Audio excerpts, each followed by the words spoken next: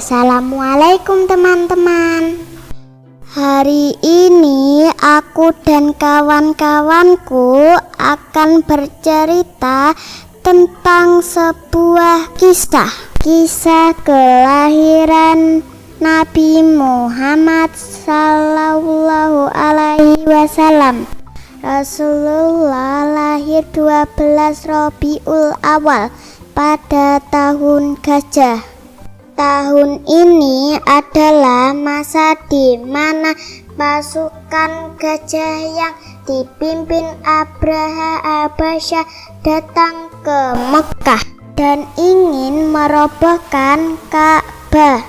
Pada saat itu Allah mengirimkan burung-burung ababil untuk menjatuhkan batu-batu pembawa wabah penyakit kepada pasukan gajah yang sedang berupaya menghancurkan tempat suci dan bersejarah umat Islam, yaitu Ka'bah.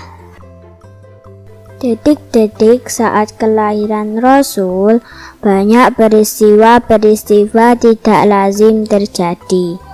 Salah satunya yaitu Arsy yang bergetar hebat dan seluruh langit dipenuhi cahaya yang sangat terang.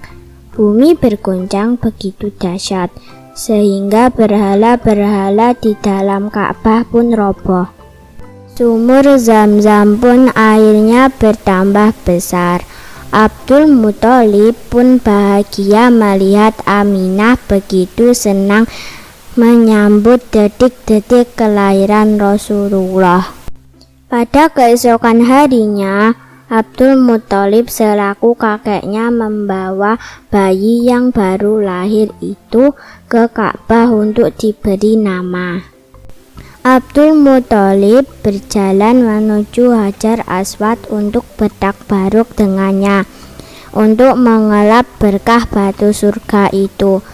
Dan Abdul Muthalib memberi nama bayi tersebut dengan nama Muhammad. Di sisi kota yang lain, ada seorang perempuan bernama Halimatus Sa'diyah. Dia menggendong seorang bayi dan dia membawa peliharaannya, yaitu unta. Unta tersebut secara tiba-tiba berlari meninggalkan Halimatus Sa'diyah dan menuju rumah Aminah. Halimah bertemu Siti Aminah dengan perantara unta yang tak mau dijual. Siti Aminah pun menyambut kedatangan Halimah dengan ramah.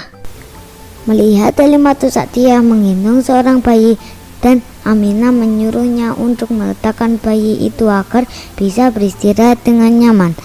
Kemudian Halimatus Sa'diyah menaruh anaknya di ranjang. Setelah menaruh anaknya, ia melihat sebuah ayunan yang di dalamnya ada Nabi Muhammad dan ia menuju ke ayunan tersebut. Pada saat itu Aminah tidak dapat memberi ASI kepada Nabi Muhammad. Karena itulah Halimatus Sa'diyah menawari Aminah untuk menyusui Nabi Muhammad. Karena dia selalu menangis, Aminah pun setuju dan Halimah langsung menyusui Nabi.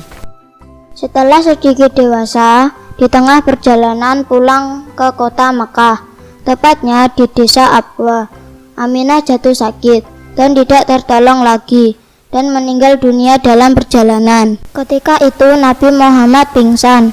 Setelahnya ia diasuh oleh kakeknya yang bernama Abdul Muthalib. Tidak lama setelah itu, kira-kira 2 tahun, kakeknya meninggal dunia juga. Kemudian ia diasuh oleh pamannya Abu Thalib. Abu Thalib bukan orang yang kaya, sehingga untuk membantu pamannya, Muhammad cilik ikut mengembala hewan ternak. Dan ketika sudah cukup dewasa, dia ikut berdagang bersama pamannya dengan mengambil barang dagangannya dari seorang janda kaya yang bernama Siti Khadijah binti Khuwailid.